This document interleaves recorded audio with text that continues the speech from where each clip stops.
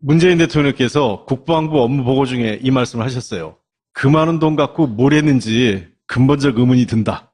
북한과 남한의 GDP가 45배 차이고 우리 국방력이 북한을 압도한다고 자신할 수 있느냐 이런 얘기를 합니다. 그러니까 돈을 10배가 넘게 쓰는데 최소한 저는 그보다 더 많을 것 같아요. 10배가 넘게 쓴 지가 오래됐죠, 그리고. 예, 네. 최소한 20년 이상은 될 거예요. 근데도 늘 얘기하면 우리가 미군이 없으면 한미동맹이 없으면 우리를 지킬 자신이 없다 이 얘기를 해요. 지난 10년간 방산비리 규모가요. 1조 원이 넘습니다. 2007년부터 2016년 그 사이에 총 금액이 1조 1,522억 원이에요. 확인된 것만. 최근 10년만. 예. 네. 이 침대 미스터리 혹시 들어보셨어요? 사병 침대?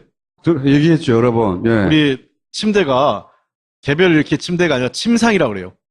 그러니까 나무 같은 걸로 해가지고 재질로 해서 이렇게 예를 들면 한 쭉 긴데 해가지고 한 10명 이렇게 쭉 누워요, 한쪽에. 그래서 양쪽에 한 개 소대가 같이 잡니다. 요즘 최근에 갔다 온 분들은 개인 침상 썼을 거예요. 개인 침대. 그게 이제 그 침대를 옛날 쭉 같이 10대명씩 누워 자던 침상에서 개인 침대로 바꾸는 사업을 했는데. 노무현 대통령 때 시작한 거예요, 그거. 예. 예. 이게 지난 9년가 10년 가까이 돈이 6조 8천억 썼어요. 6조 8천억이요? 6조 8천억. 이걸 바꾸는데. 근데 이게 아직 모자라가지고 추가로 지금 2조 6천억을 신청했습니다. 거의 10조 원의 돈이 들어갔어요. 에이스 침대로 다 갈아도 남아요. 그러니까 이게 우리 군대가 60만 명이잖아요. 지금 우리 최고 침대 한 300만 원짜리 있잖아요. 300만 원짜리로 우리 60만 명 다 바꿔줘도 1조 8천억. 나머지 5조가 어디 갔냐고. 그리고 얼마 전에 화제가 됐던 박근혜 대통령 침대 있었죠. 700만 원짜리. 700만 원짜리. 700만 원짜리를 해도 4조 원 조금 더 들어가요. 근데 모자란다고 돈을 더 달라고 그랬어요. 2조 6천억 더 달라고 한 거예요. 그래서 이제 10조 원을 메꿔 가는 건데 물론 이제 이런 건 있습니다. 침대만 바꾸는 게 아니라 그러다 보면 이제 면적이 넓어져서 숙소 숙소 구조도 바꿔요. 바꾸고 또 이렇게 이 물건 있잖아요. 이제 이 무슨 개인 놓는 캐비넷 같은 거 이런 것도 들어가니까 그런 부대 비용을 감안하더라도 이게 터무니없이 비싼 거죠. 제가 지난번에 한번 그 문제 나와서 계산해 본 적이 있는데 우리나라의 임대 아파트 있잖아요. 그러니까 침대만 하는 게 아니다라고 하길래 임대 아파트 기준 가격이 있어요. 평당 가격. 그 가격으로 전구를 다 지어줄 수 있어요. 근데 이게 그러면은 비리로 드러난 건가요? 아니면? 이게 일부가 드러났어요. 네. 예를 들면 지난 2011년 당시에 천안함 폭침 있고 일주일 후에 퇴임한 정옥근 전 해군참모총장 있거든요. 이게 여러 복지기금 한 5억 원 착복해서 기소가 됐는데 이때 내무반 침상 교체 사업 중에 이 돈이 일부 착복한 것으로 확인이 됐어요. 야금야금 다 빼먹었겠죠. 그러니까 참모총장이 이제 공급횡령을 여러 군데서 했는데 그 중에 처음에 들어간 거는 이제 복지기금 한 5억 시작했는데 이것저것 다 조사를 해보다 보니까 이 침상 사업 돈까지 빼돌린 게 드러났고 그래서 이게 몇 건이 있기 때문에 그러니까 실제로 이런 군대 부대 운영비라고 소위 얘기해서 그러니까 침대를 바꾸라고 돈을 내려보냈는데 침대 바꾸는데 안 쓰고 그냥 부대장이 알아서 짬짬이를 쓴 그런 거죠. 그러니까 이걸 제대로 군내 감찰을 통해서 조사하지 않으니까 그대로 묻히고 돈이 모자르면 또 달라고 그러고 모자르면 또 달라고 그러고 이렇게 된 거죠. 박근혜 최순실 게이트 한참일 때 저 돈을 달라고 그랬어요. 네. 찬스 이렇게 본 거지. 자, 이거는 이제 유형이 어떻게 해먹냐? 돈에 이제 우리가 대충 크게 유형이 몇 가지가 있습니다. 해먹는 유형이요. 예. 이제 첫 번째가 이 군사 기밀 유출하는 겁니다. 헬기를 구입해야 되는데 이번 헬기는 악천후에서 우리가 기동을 해야 된다. 이게 제일 중요한 조건이다 하면 그 군사 기밀을 유출하는 겁니다. 해당 관련된 업체들한테. 그러면은 이 업체들이 그쪽과 관련된 거를 굉장히 강조해서 보고서를 제출하는 거죠. 낙찰받을 때 훨씬 유리하게 작용을 하는 거죠. 그래서 무슨 전투기 사업이라든지 일광공영은 기억하실 거예요. 전에 무슨 여자 탤런트하고 관련됐던 분이 관련된 회사셨죠. 누구 이름이 기억 안 나요. 여자 탤런트하고. 클라라. 예. 그 회장님과의 공방이 있었잖아요. 예. 그 회사예요, 그 회사. 예. 예. 그런 헬기 개발 사업이나 잠수함 관련된 여러 가지 할 때 외국, 예를 들면 국내 업체는 물론이고 저런 대개 우리나라 업체들은 에이전트예요. 그러니까 중개업자하고 수입해서 사업사 에이전트라든지 독일 중개상 또 이런 관련 업체들에게 전부 다 비밀을 폭로하는 겁니다. 큰 덩어리면 얼마나 받습니까? 보통 뭐 저 10% 안팎이라고 얘기를 합니다. 그리고 원가 부풀리기가 있다. 네, 원가 부풀리기는 뭐 예를 들면 100원짜리를 뭐 200원, 300원에 구입하는 거죠. 혹시 네. 기억나는지 모르겠지만 USB를 10만 원을 구입한 거 혹시 기억나는 아. 그 100만 원짜리에서 100만 원짜리 USB. 예. 어떤 기능이 있길래 자동 폭파되는 건가요?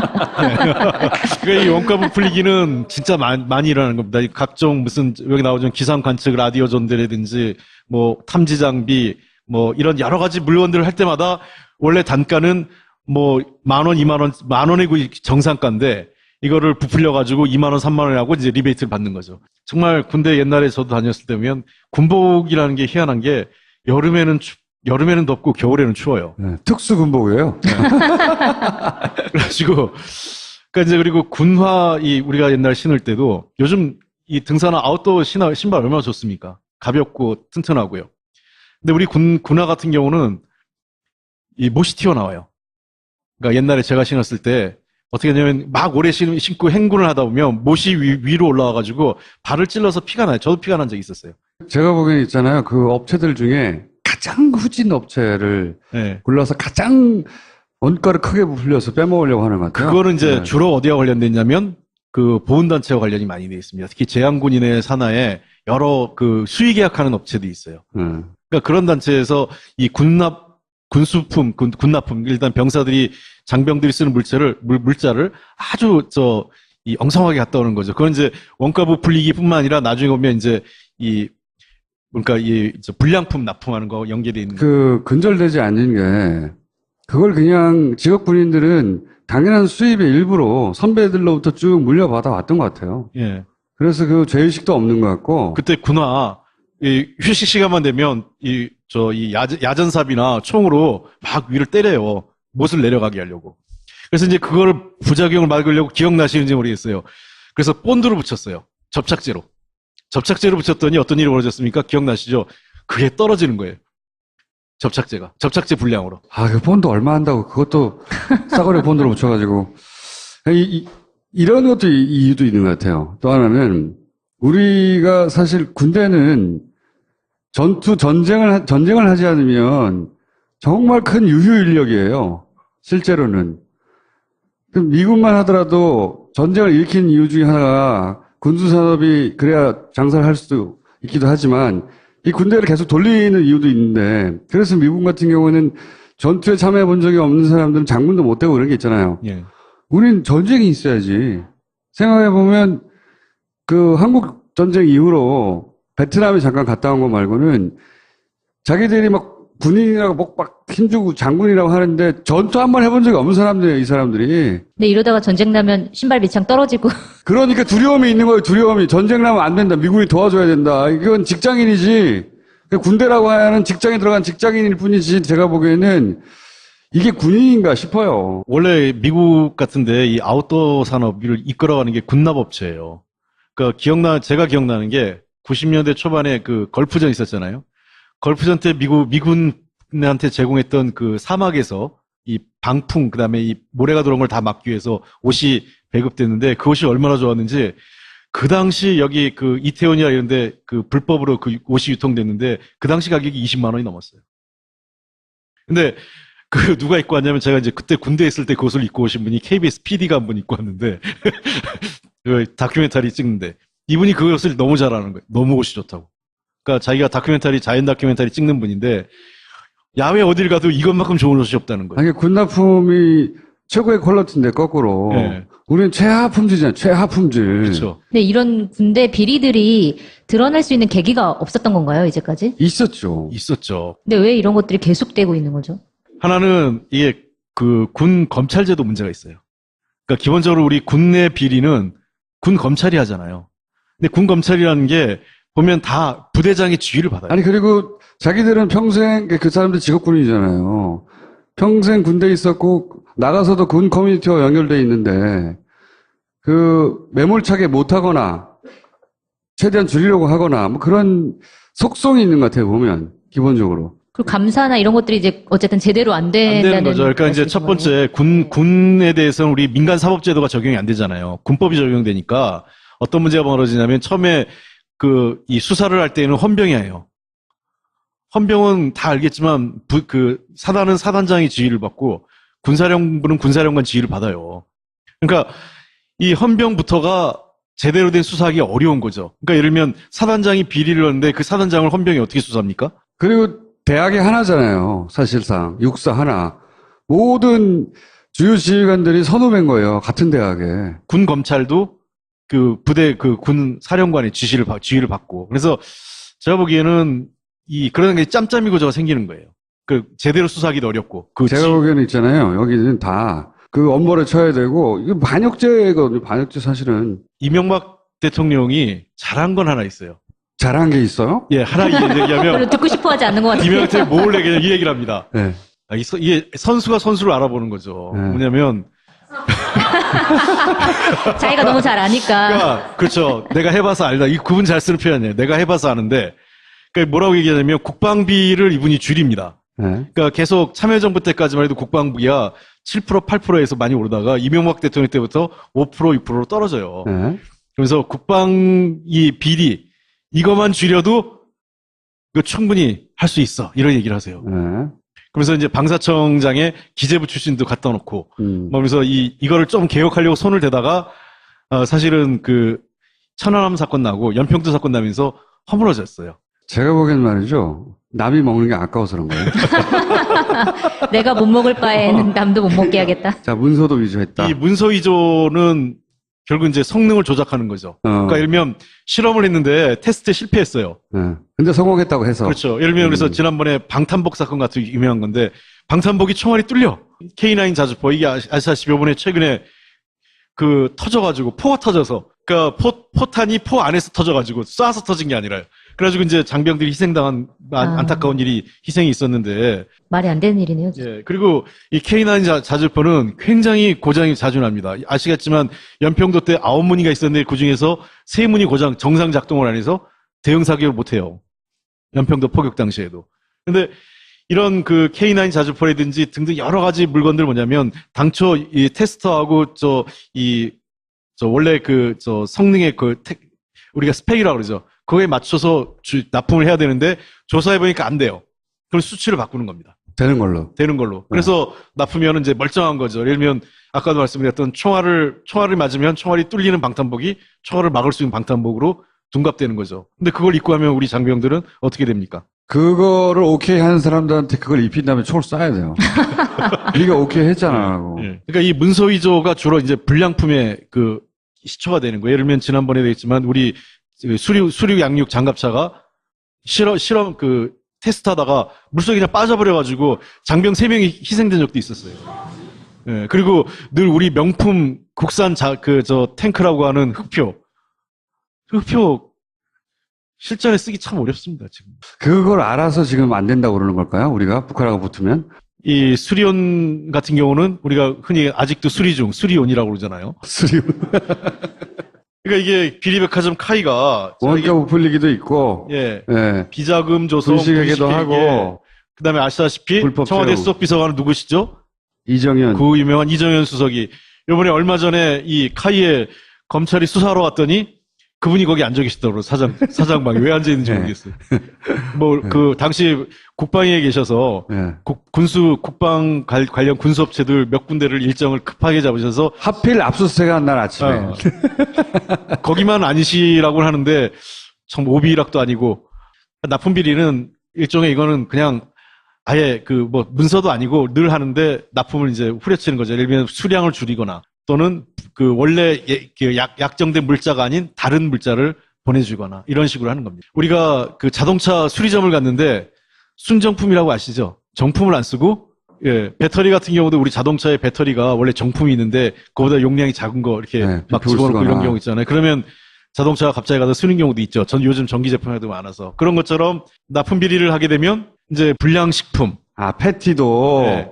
원래 이게 순고기여야 하는데 거기다가 닭발 잘라서 집어넣는다든가 이런 식으로. 위생 상태가 안 좋거나 이런 거에서 하거나 각종 또 대공 장비에 통신 장비 이런데 정품이 안 들어가니까 고장이 잘 생기죠. 관리하기 되게 어려워. 비용이 많이 생기는. 이런 이제 납품 비리가 이거는 이거는 좀 그 상대적으로 좀 그 낮은 수준에서 비리죠. 왜냐하면 현장에서 이루어진 거니까. 그리고 또 하나가 이제 여기 없나 그 특정 업체하고 유착 관계가 있어요. 수의 계약이나 뭐 이런 또 그 예를 들면 이제 특정 업체하고 유착 관계는 되게 아까 얘기한 여러 그 특정 보훈단체와 관련된 산하 그 군납 업체들이 있어요. 여기에 이제 지속적으로 납품 그 계약을 거기에 일감을 몰아주는 수의 계약을 통해서 몰아주기도 하고 아니면 전직 고위장성이 어떤 회사에 그 이사로 가거나 그 자문을 담당하면 그 업체의 일감 계약감을 몰아주는 형태 이런 것들이 이 특정 업체하고 유착 관계를 하는 겁니다. 그다음에 이제 이 비리백화점 카이를 한번 이게 비교를 한번 해봐야 되는데 이 카이가 아마 이번 국방 비리할 때 어마어마하게 아마 이 문제가 그 논의가 될 것 같아요. 그러니까 원가 부풀리기 해가지고 이제 T-52 이 고등훈련기라고 아시죠? 우리나라 개발한. 그래서 원가를 부풀려가지고 그 T-50하고 경공격기 FA-50이 있어요. 그러니까 T는 그 트레이닝 할 때 T고 FA라고 할 때는 F라는 건 우리가 전투기라고 생각하면 됩니다. 그다음에 이제 B는 이제 폭격기고요. 그래서 그렇게 구분을 하는데 이 고등훈련기하고 경공격기에 대한 가격을 수출하는 것보다 가격을 훨씬 높게 해가지고 납품해서 100억 원대 부당이득을 챙깁니다. 그 다음에 수리온 개발 과정에서도 아까 얘기한 원가 부풀려가지고 무려 547억 원의 부당이득을 올려요. K가. 이걸 다 봐준 거죠. 박근혜 전 대통령과의 연결고리가 몇 개 언급됐었잖아요. 그렇죠. 예. 뭐 정치헌금을 냈다고 하고 뭐 자기 백이 청와대라고 얘기했다고 하고 등등 있는데 그러면 이 건도 박근혜 전 대통령까지 갔으면 보통은 최순실까지 가잖아요. 궁금한데 거기까지는 안 갔어요, 아직은? 그래서 아직까지는 우리가 이거를 확인을 못 했는데, 이제 수사가 본격적으로 시작됐지 않습니까? 이 카이가 본격적으로 이제 이 문제가 되는 거는 2013년 5월에 하성룡 사장이 취임하면서 본격적으로 이제 일이 벌어지는 겁니다, 사단이요. 문재인 정부에서는 국방비를 근절하기 위한 뭔가 특별한 계획이 있습니까? 우선은 이제 그 합동 그 조사반이 구성될 겁니다. 네. 그러니까 이제 아까 얘기한 군 검찰에만 맡기지 않고 이 일반 검찰까지 같이 합동으로 해서 일반 검찰이 여기 참여한다. 예, 네. 이미 이거는 박근혜 정부 때도 했었는데 유명무실했죠. 네. 제대로 안 됐죠. 그 당시 검찰 우리 기대하는 기대치가 없지 않습니까? 그래서 이번에 그 합동 수사반을 구성을 해가지고 군 검찰 왜냐하면 이게 군 검찰과 민간이 합동을 해야 되는 게 군인들과 군무원은 군 검찰이 할 수 있지만 민간인들 있지 않습니까? 민간인들은 이게 군 검찰 수사하기 어렵거든요. 이미 옷을 벗은 사람들. 그렇죠. 네. 그래서 또 군납업체들 민간인들이 있고 네, 그렇죠. 이런 분들에 대해서는 그래서 이 공동으로 정보를 공유하면서 수사를 진행하겠다는 거고 그다음에 두 번째는 이 형량을 좀 대폭 올리려고 하고 있어요. 얼마나 올릴 생각인지. 그러니까 지금보다는 형량을 대폭 올리는 걸로 대통령께서도 후보 시절에 또 대통령이 되셔도 여러 차례 이 말씀하셨죠. 사실상 이 매국행위고 나라 팔아먹는 행위라고 그랬어요. 이적행위라고까지 했죠. 이적이 맞죠. 네. 예. 그 천안함 때도 그 소나라고 이 음파 탐지기가 작동을 안 했다는 거 아닙니까? 고장이 났는데. 그랬었죠. 맞아요. 그것도. 그러니까 실제로 북한이 공격하고 간 것보다 더 문제는 그거를 감지하거나 때리고 갈 때까지 몰랐다. 이게 더 문제인 거죠. 더 큰 문제죠. 김관진은 어떻게 되나요, 이제? 예, 치노크 헬기 불량품 구입 사건 네. 나왔습니다. 이게 그게 이제 단종된 헬기를, 예. 1,500 주고 들여왔다. 그렇습니다. 미국에서 45년 동안 쓰고 예. 이 보잉사 거거든요. 그러니까 미국에서 이제 물건을 이제 군수 물자를 살 때 계속 개량해서 쓸 건지 말 건지를 계속 평가합니다. 이제 더 이상 포기한 거예요. 이건 개량해서 쓸 수 있는 상황이 아니다. 해서 팔려고 매각한 걸 우리가 덥석 삽니다. 얼마에 샀죠, 그거를? 굉장히 엄청난, 1,500억. 14대를 58억 원에, 한 대당 58억 원에 구입한 겁니다. 미군이 2003년 단종시킨 걸. 그래서 헬기 구입에만 총 812억 원. 그 다음에 기타, 그 간접비 포함하면 이 들어간 비용이 1,496억 원, 1,500억 들어갔습니다. 네. 근데 이 장비는 이미 미국에서 잉여 장비로 판단한 거예요. 생산해서 45년이 됐기 때문에. 더 이상 그 보잉도 이것이 언제까지 쓸 수 있다는 얘기를 얘기 안 합니다. 왜? 이제 뭐 자기들은 안 쓰겠다고 해서 판 거기 때문에 보잉이 보장할 이유가 부품을 생산하지 않는데, 이제. 그럼 고장나면 뭐 어떻게 방법이 없는 거네요? 우리가 뭐 그 보잉에게 의해서 수리를 받을 수 있겠지만 그래서 그 군에서 뭐라 그러냐, 잘 수리하면, 잘 소리하면. 그러니까 잘 수리하고 관리를 하면 2031년까지 쓸 수 있다. 이렇게 이거였어요. 까지 살 수 있다. 근데 제가 보기에는 이 보고서를 낸 게 그 국방연구원이에요. 국방연구원. 예. 근데 국방연구원도 지금 조사를 해보면 아무 근거가 없다는 거예요. 그러니까 예를 들면 당시 국방장관이 이 사업에 관심 있고 하고자 하니까 맞춤형 보고서를 쓴 거죠. 초계기는 도올 때잖아, 초계기. 어제 나온. 로키드 마틴 사건인데 다행히 이거는 구매까지는 안 갔어요. 근데 상태는 더 나빴다면서요. 천안함 침몰 이후에 잠수함 수색용으로 이걸 구입하자고 했던 거예요. 그래서 미국에 이것도 이념을자. 그거는 이미 퇴역해가지고 사막에 진열돼 있던 거래요. 아, 그러니까 정말요? 이미 3, 40년 써가지고 2009년부터 전량 폐기 처리된 거예요. 사형! 무기징역으로 안 되겠어. 그냥 이렇게 창고에 넣어놓은 거예요. 네. 창고에 넣어놓은 거를 구입하겠다고 계획을 수립하려고 하다가 그래도 이거는 이제 그 본인이 국방장관직을 내놨기 때문에 계획만 하고 더 진척이 안 된 거죠. 근데 그 시점이 언제냐면은 최순실 박근혜 게이트가 터진 직후에 중단했어요. 터지지 않았으면 또 달라질 수 했을 수도 있었겠네요. 뜨끔. 그렇죠. 이게 아마 계획상으로 보면 박근혜 정부가 금년 말까지잖아요. 원래대로 했으면 탄핵이 아니었으면 그렇죠. 그랬으면 그 계약서 다 썼을지 모르죠. 계약서 쓰면 물릴 수도 없잖아요. 8천억, 이번에 그거는 8천억짜리. 예. 이거는 뭐 원래 그 처음에는 20대 도입하려고 하다 12대로 조정을 해요. 하도 문제가 되니까. 그러다가 이게 작년 10월부터 원점에서 재논이 됩니다. 그러니까 이제 작년 10월에, 그러니까 즉 탄핵 국면이 본격화되면서 이게 일단 스톱된 겁니다. 그게 이제 이런 거죠. 아, 가 있다. 멈춰라. 이렇게 된 거라고 저는 봅니다. 당연히. 그러니까 이거 하다가 큰일 나겠다 싶으니까 안에서도 말 나오고 하니까 제가 보기에는 김관진 안보실장이 예. 더 추진을 못한 거 아닌가 싶어요. 그러니까 그래서 이거는 의혹으로만 끝난 겁니다. 그래서 그 김관진 안보실장은 지금 전 안보실장 어떻게 되느냐고 이제. 시누크 헬기 사업에 대해서는 조사를 해야죠. 그러니까 리베이트를 받았는지, 그다음에 어떤 근거로 국방부 장관이 이렇게 지시했는지, 당시 그 본인 이제 그 검찰 조사 받으셔야 될 때가 된 거죠. 로키드 마틴으로부터 또 박근혜 정부 시절에 가장 많은 무기를 수입했고, 그렇죠. 그 핵심 라인에 항상 김관진 국방장관 혹은 안보실장이 있었기 때문에 그 커넥션이 있을 것이다. 이런 얘기가 오래전부터 있었잖아요. 그러니까 이게 로키드 마틴이 또 어떤 물자와 관련이 있습니까? 사드하고도 관련이 있죠. 그러니까요. 그러니까 사드는 그 직전에, 그보다 전에 갑자기 확정되지 않습니까? 밀어붙여가지고. 원래 당초에는 뭐 내년에 한다. 그러니까 그 당시 2016년이었죠. 그러니까 탄핵 직전 전에. 그러니까 내년까지 검토하고 처음에는 계획도 없고 뭐 아무런 우리가 검토한 적도 없다가 우리 정부의 입장이었다가 한 달 만에 바뀌어요. 갑자기 입장이 바뀌면서 급격하게 사드 구입을 확정짓습니다. 네. 최순실을 만났다고 하는 이야기가 있죠. 네, 확인되지 않은 얘기지만. 네. 그래서 어쨌든 그 당시에 김관진 안보실장이 이 사업을 주도했다는 거죠. 그러니까 상당히 맥락이 있죠. 사드, 로키드 마틴.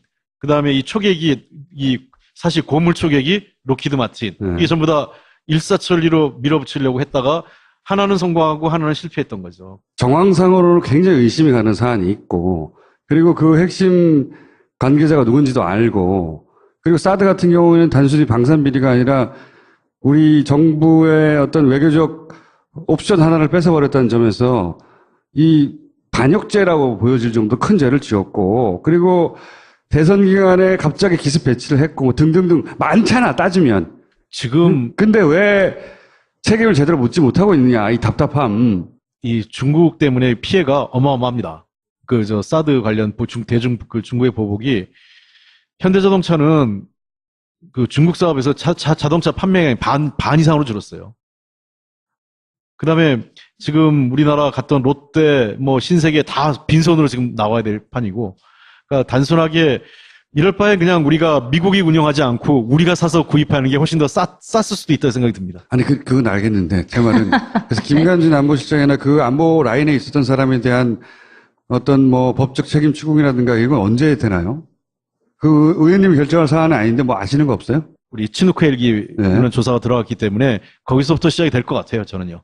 그러니까 우리가 모든 문제를 다 수사할 수 있는 게 아니라 하나를 수사를 시작하면서 여러 관계가 드러날 수 있기 때문에, 물론 근데 이제 사드 같은 경우는 안보상의 현재 국면에 이어지고 있기 때문에 이거를 국방 비리로 연결시키긴 좀 어렵고, 다만 당시 이명박 박근혜 정부 때 그 사실 택도 아닌 무기들이 많이 들어와요. 뜬금없이. 그리고 FX 사업도 그렇고, 우리 새로운 미래 그 전투기 사업이 있지 않습니까? 어마어마한 사업인데, 이것도 우리가 로키드 마틴하고 관련이 있습니다.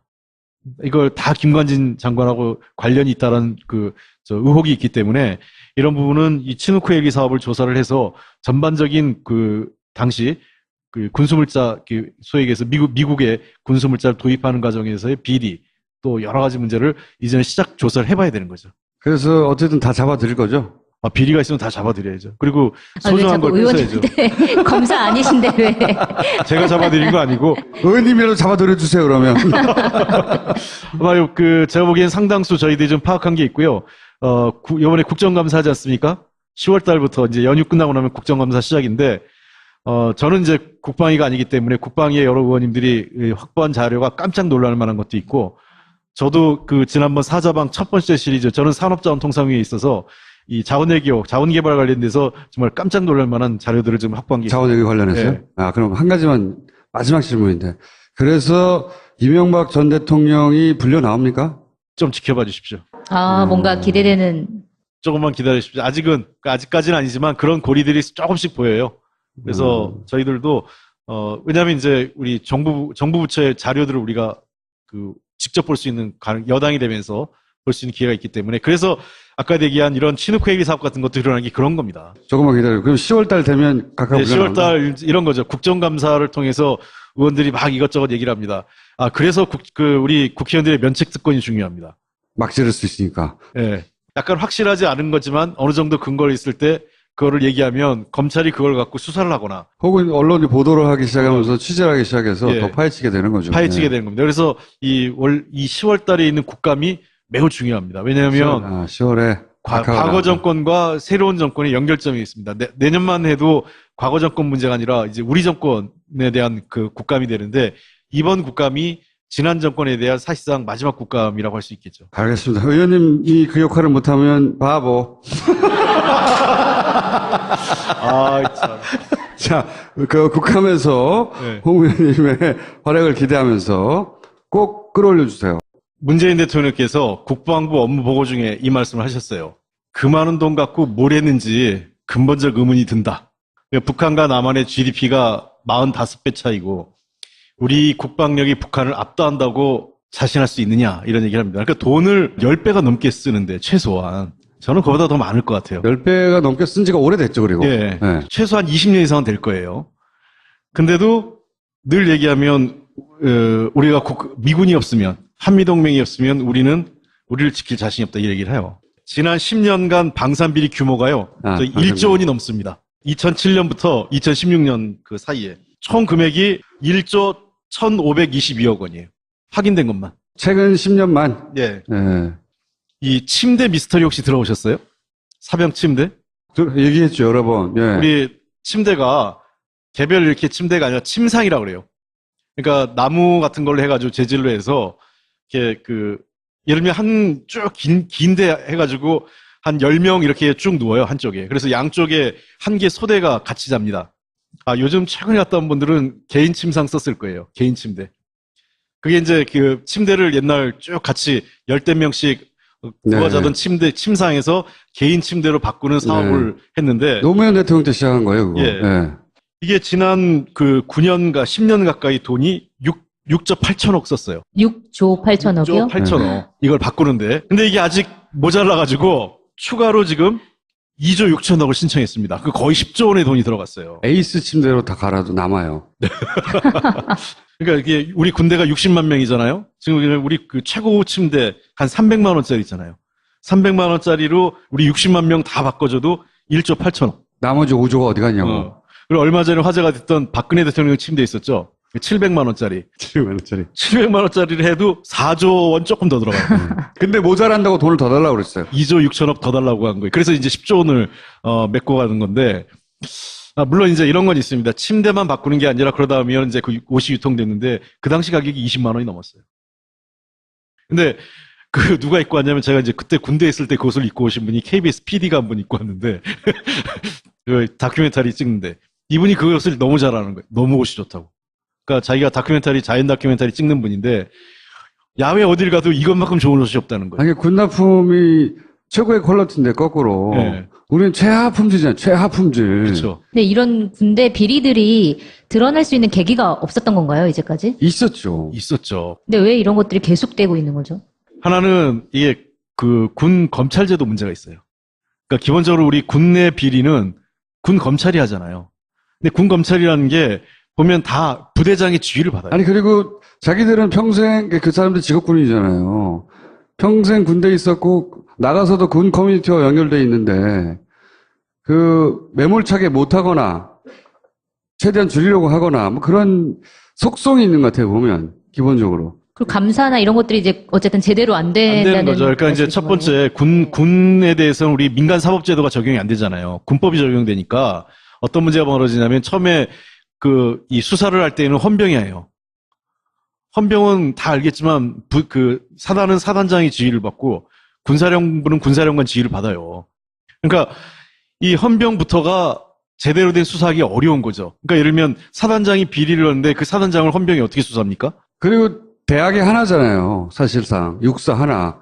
모든 주요 지휘관들이 선후배인 거예요. 같은 대학에. 군 검찰도 그 부대 그 군 사령관의 지휘를 받고. 그래서 제가 보기에는 그런 게 짬짬이 구조가 생기는 거예요.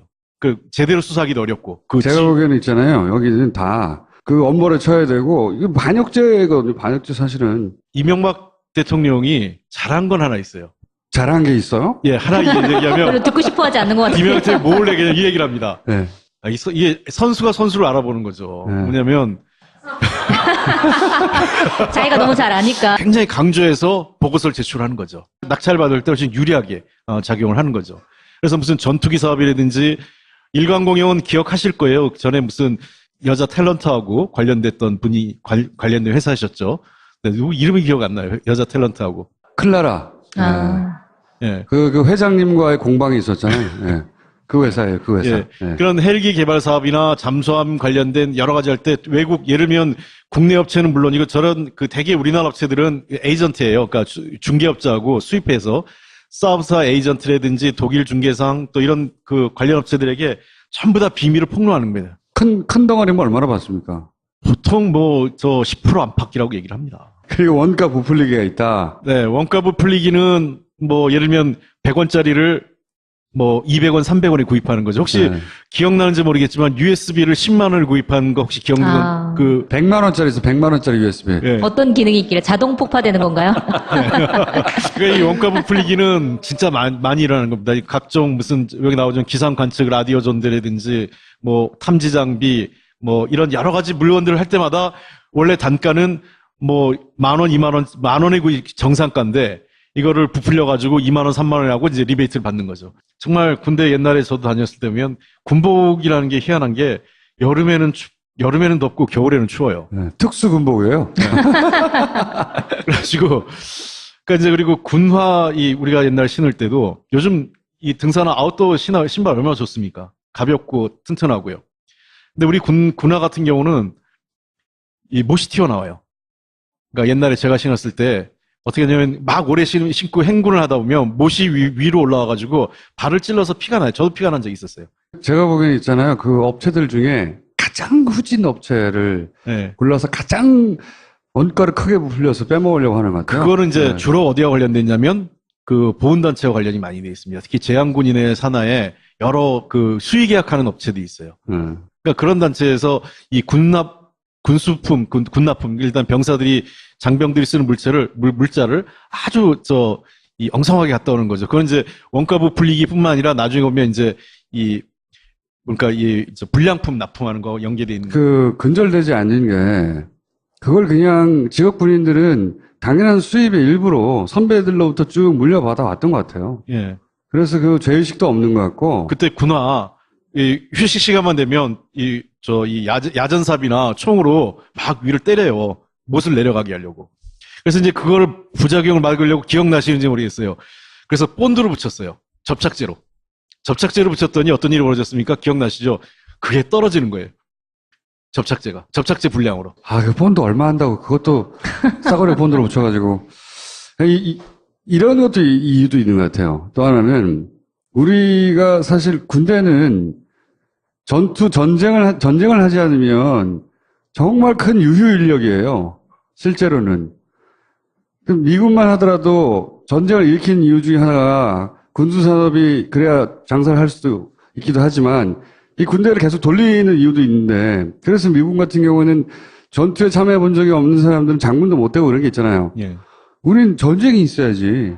생각해보면 그 한국 전쟁 이후로 베트남에 잠깐 갔다 온 거 말고는 자기들이 막 군인이라고 막 힘주고 장군이라고 하는데 전투 한 번 해본 적이 없는 사람들이에요, 이 사람들이. 근데 이러다가 전쟁 나면 신발 밑창 떨어지고. 그러니까 두려움이 있는 거예요, 두려움이. 전쟁 나면 안 된다. 미군이 도와줘야 된다. 이건 직장인이지. 군대라고 하는 직장에 들어간 직장인일 뿐이지 제가 보기에는 이게 군인인가 싶어요. 원래 미국 같은데 이 아웃도어 산업을 이끌어가는 게 군납업체예요. 그러니까 제가 기억나는 게 90년대 초반에 그 걸프전 있었잖아요. 걸프전 때 미군한테 제공했던 그 사막에서 이 방풍, 그다음에 이 모래가 들어온 걸 다 막기 위해서 옷이 배급됐는데 그 옷이 얼마나 좋았는지 그 당시 여기 그 이태원이나 이런데 그 불법으로 그 면적이 넓어져서. 숙소 네, 구조도 자체를 바꾸고, 바꿔야죠. 구조도 네. 바꾸고 또 이렇게 이 물건 있잖아요. 이제 이 무슨 개인 놓는 캐비넷 같은 거 이런 것도 들어가니까 그런 부대 비용을 감안하더라도 이게 터무니없이 비싼 거죠. 제가 지난번에 한번 그 문제 나와서 계산해 본 적이 있는데 우리나라에 임대 아파트 있잖아요. 그러니까 침대만 하는 게 아니다라고 하길래 임대 아파트 기준 가격이 있어요. 평당 가격. 그 가격으로 전구를 다 지어줄 수 있어요. 근데 이게 그러면은 비리로 드러난 건가요? 이게 아니면 일부가 드러났어요. 네. 예를 들면 지난 그 2011년 당시에 천안함 폭침 있고 일주일 후에 퇴임한 정옥근 전 해군참모총장 있거든요. 이게 여러 복지기금 한 5억 원 착복해서 기소가 됐는데 이때 그 내무반 침상 교체 사업 중에 이 돈이 일부 착복한 것으로 확인이 됐어요. 야금야금 다 빼먹었겠죠. 그러니까 참모총장이 이제 공급행령을 여러 군데서 했는데 그 중에 처음에 들어간 거는 이제 복지기금 한 5억 시작했는데 이것저것 다 조사를 해보다 보니까 이 침상사업 돈까지 빼돌린 게 드러났고 그래서 이게 그 몇 건이 있기 때문에 그러니까 실제로 이런 그 군대 부대 운영비라고 소위 얘기해서 그러니까 그 침상을 바꾸라고 침대를 바꾸라고 돈을 내려보냈는데 침대 바꾸는데 안 쓰고 그냥 부대장이 알아서 짬짬이를 쓴 그런 거죠. 그러니까 이걸 제대로 군내 감찰을 통해서 조사하지 않으니까 그대로 묻히고 돈이 모자르면 또 달라고 그러고 모자르면 그러니까요. 또 달라고 그러고 이렇게 된 거죠. 박근혜 그 최순실 게이트 한참일 때 저 돈을 달라고 그랬어요. 예. 찬스 뭐 이렇게 본 거지. 응? 자, 이거는 자, 이제 유형이 어떻게 해먹냐? 자, 이 예. 돈에 이제 우리가 대충 크게 유형이 몇 가지가 있습니다. 해먹는 유형이요. 예. 이제 첫 번째가 이 군사 기밀 유출하는 겁니다. 그 헬기를 구입해야 되는데 이번 헬기는 악천후에서 우리가 그 기동을 해야 된다. 이게 제일 중요한 조건이다 하면 그 군사 기밀을 유출하는 겁니다. 해당 업체, 그 관련된 업체들한테. 그러면은 이 업체들이 그쪽과 관련된 거를